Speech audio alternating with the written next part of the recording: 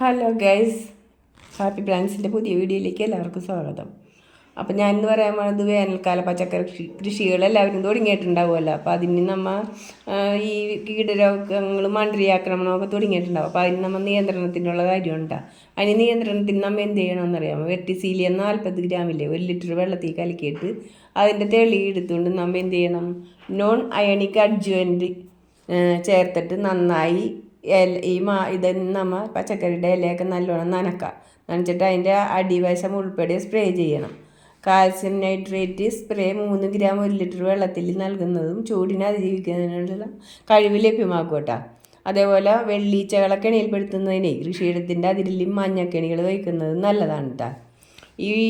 അതേപോലെ വിപണിയിൽ ആവശ്യമുള്ള നാടൻ വെള്ളരിപ്പയർ എന്നിവ ഉണ്ടല്ലോ, മാസാദ്യം തന്നെ നടണം കേട്ടോ. അത് നടുന്നതിന് മുമ്പേ സ്യൂഡോമോണസിൽ അത് മുക്കി വെച്ചിട്ട് വേണം നമ്മൾ നടാനായിട്ട്.